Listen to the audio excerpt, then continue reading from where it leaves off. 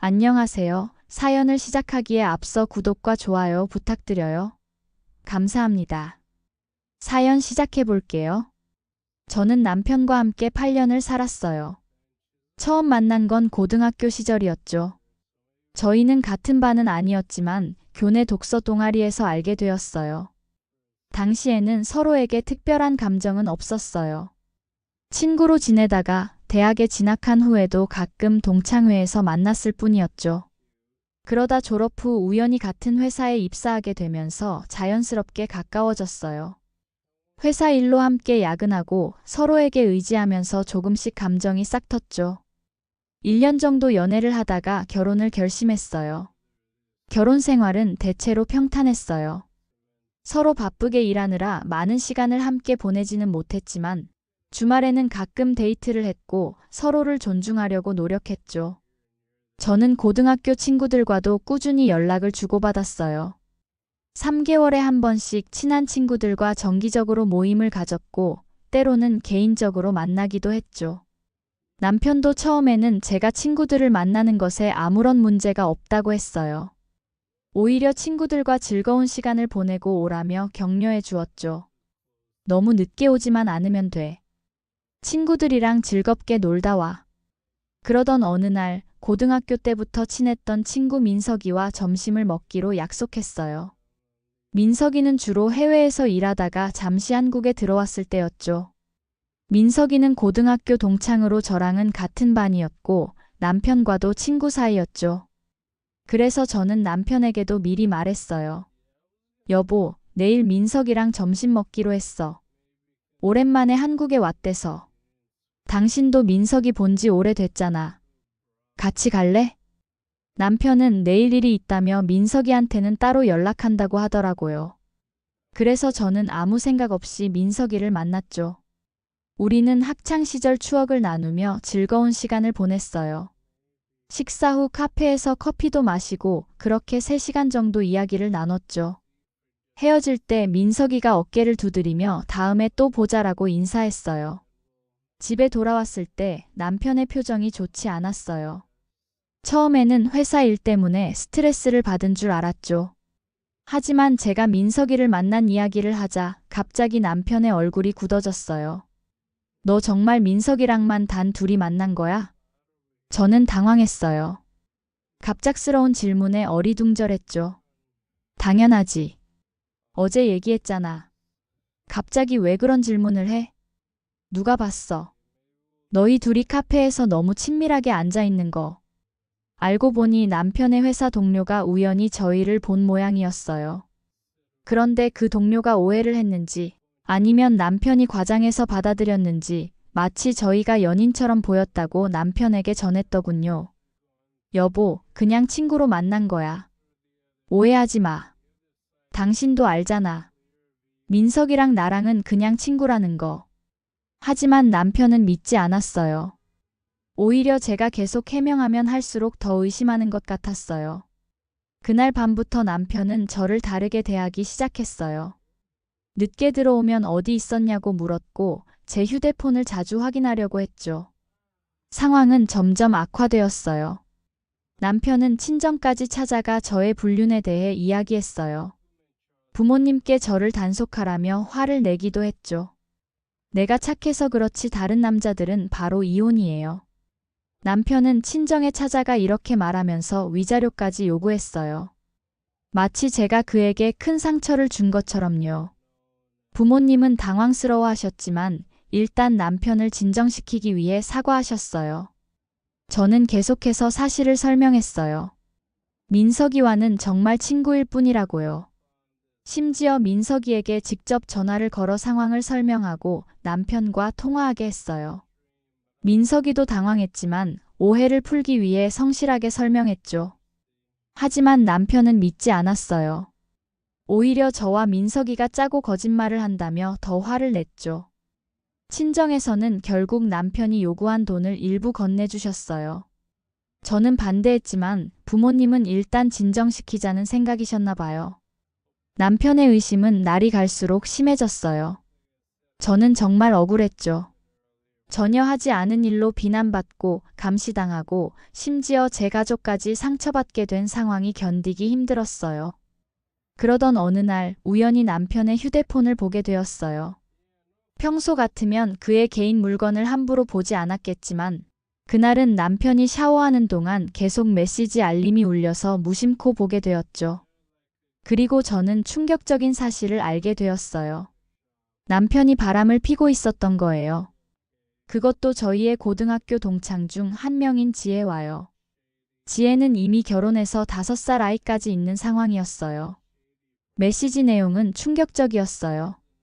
그들은 이미 6개월 넘게 관계를 이어오고 있었고 심지어 저에 대한 이야기까지 나누고 있었더군요. 연희가 의심하는 것 같아. 하지만 걱정 마. 오히려 내가 연희를 의심하는 척하고 있어. 이 메시지를 보는 순간 머리가 하얘졌어요. 모든 것이 이해가 되었죠. 남편이 갑자기 저를 의심하기 시작한 것, 그리고 그토록 확신에 찬 모습으로 제가 바람을 피웠다고 주장한 이유까지요. 그것은 자신의 잘못을 덮기 위한 전략이었던 거예요. 더 충격적인 것은 지혜가 저와도 꽤 가까운 친구였다는 점이었어요. 고등학교 때는 같은 반이었고 졸업 후에도 종종 만나 이야기를 나눴었죠. 심지어 제 결혼식에도 참석했고 저희 집에도 몇 번 놀러 왔었어요. 그런 친구가 제 뒤에서 이런 일을 벌이고 있었다니. 처음에는 어떻게 해야 할지 몰랐어요. 충격과 배신감, 분노가 뒤섞여 머릿속이 복잡했죠. 하지만 곧 냉정을 되찾았어요. 증거를 모으기 시작했어요. 남편의 휴대폰 메시지를 몰래 사진으로 찍었고 통화 기록도 확인했어요. 남편의 계좌 내역을 살펴보니 호텔 비용과 선물 구입 등의 흔적도 있었죠.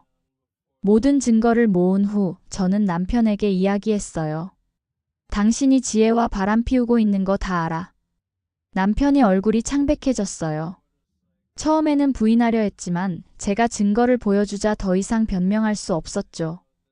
미안해. 한 번의 실수였어. 하지만 저는 이미 메시지로 그들의 관계가 일회성이 아니라는 것을 알고 있었어요. 그들이 주고받은 메시지 중에는 오늘 밤에도 만날 수 있을까? 우리 호텔방에서 있었던 일 생각나? 연희가 의심 안 해? 같은 내용도 있었어요. 심지어 지혜가 연희한테는 어떻게 하고 있어? 전혀 눈치 못 챈 거 맞아? 라고 물었을 때 남편은 걱정 마. 내가 오히려 연희가 바람 피운다고 몰아갔어. 누구도 우리를 의심하지 않을 거야. 라고 답했더군요. 남편은 무릎을 꿇고 용서를 빌었어요. 자신의 잘못을 인정하며 다시는 그런 일이 없을 거라고 맹세했죠. 미안해. 지혜는 그냥 실수였어. 한 번만 봐줘. 그 순간 떠올랐어요. 그가 저를 의심할 때 친정에 가서 돈을 요구하며 했던 말들이요. 내가 착해서 그렇지 다른 남자들은 바로 이혼이에요. 그 위선적인 말이 귓가에 맴돌았어요. 이혼하자. 제 대답은 단호했어요. 남편은 놀라며 계속 용서를 구했지만 제 마음은 이미 정해졌어요. 지난 몇 개월간 제가 겪었던 정신적 고통, 그리고 친정까지 가서 돈을 요구했던 뻔뻔함을 생각하면 더 이상 함께할 수 없었어요. 저는 곧바로 이혼 절차를 시작했어요. 그리고 동시에 모든 동창들에게 진실을 알렸죠. 남편이 저에게 누명을 씌우고 돈을 요구했던 사실, 그리고 실제로는 그와 지혜가 불륜 관계였다는 사실을요. 증거의 일부도 함께 공유했어요. 일부였지만 증거들은 너무나 명백했고 누구도 부정할 수 없었어요. 동창들의 반응은 즉각적이었어요. 모두가 남편과 지혜를 비난했고 저에게 위로의 말을 전했죠. 특히 남편이 저에게 누명을 씌운 후 친정에까지 가서 돈을 요구했다는 사실이 알려지자 그의 이미지는 완전히 추락했어요. 어떻게 그런 짓을 할 수 있어? 자기가 바람 피우면서 오히려 무고한 연희에게 누명을 씌우고 돈까지 요구하다니. 진짜 쓰레기네. 사람 취급을 할 수가 없어. 그 자식 그동안 우리 앞에서 얼마나 애처가인 척했는데 뒤에서는 와이프 친구를 건드렸네. 동창 카톡방은 두 사람을 비난하는 메시지로 폭발했어요. 몇몇 친구들은 지혜의 남편에게도 이 사실을 알려줘야 한다고 했고, 결국 그 소식은 지혜의 가정에도 전해졌죠. 지혜의 상황은 더 심각해졌어요. 그녀의 남편은 이 사실을 알게 된 후 즉시 이혼을 요구했고, 그녀는 아이의 양육권도 빼앗길 위기에 처했어요. 동창들 사이에서 지혜와 제 남편은 더러운 관계라는 이름으로 불리며 철저히 외면당했죠. 모임이 있어도 초대받지 못했고, 누군가 그들의 이름을 언급하면 다들 경멸의 표정을 지었어요. 둘 다 인간 쓰레기야. 지혜는 아이까지 있으면서 어떻게 친구 남편하고, 저런 것들도 사람이라고. 진짜 소름 끼쳐. 심지어 남편의 회사에서도 이 소문이 퍼졌어요. 제가 의도한 것은 아니었지만 동창 중 한 명이 우연히 남편의 회사 동료와 아는 사이였고, 그렇게 소문은 걷잡을 수 없이 퍼져나갔죠. 결국 남편은 회사에서도 따돌림을 당하게 되었고, 몇 달 후 사직서를 제출했다고 들었어요. 지혜도 마찬가지였어요.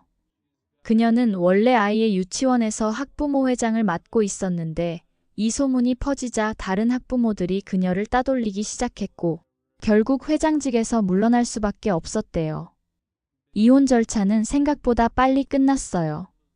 남편은 자신의 잘못을 인정했고, 제가 요구한 조건을 대부분 수용했어요. 친정에서 받아간 돈도 모두 돌려주었고, 위자료도 지불했죠. 이혼 후 저는 잠시 해외여행을 떠났어요. 마음의 상처를 치유하기 위해서요. 한 달 동안 여러 나라를 돌아다니며 새로운 경험을 쌓았고, 조금씩 마음의 평화를 찾아갔죠. 귀국 후에는 새로운 삶을 시작했어요. 이전에 다니던 회사를 그만두고 항상 하고 싶었던 분야로 이직했어요. 새로운 환경에서 새로운 사람들을 만나며 과거의 아픔을 조금씩 잊어갔죠. 그로부터 2년 후 동창 모임에서 우연히 남편과 지혜에 대한 이야기를 들었어요. 놀랍게도 그들은 각자의 이혼이 완료된 후 재혼했다고 해요. 다들 불륜으로 만난 사이가 어떻게 행복할 수 있겠어? 라고 수군거렸지만 두 사람은 SNS의 행복한 모습을 과시하며 살고 있었죠. 하지만 그 결혼도 오래가지 못했대요. 불과 8개월 만에 두 사람 사이에 금이 가기 시작했다고 해요. 지혜가 또 바람을 피웠대. 이번에는 진석이 사업 파트너랑. 진짜 대단하지 않아? 어떻게 남편이 사업 파트너랑 바람을 피냐? 동창의 말에 저는 쓴웃음을 지었어요. 모든 것을 잃고 함께 재혼했는데 고작 8개월 만에 또다시 바람을 피웠다니. 사람은 참 안 변하는 것 같다는 생각이 들었죠. 그러니까 말이야. 그래서 진석이 걔 완전 망했다더라.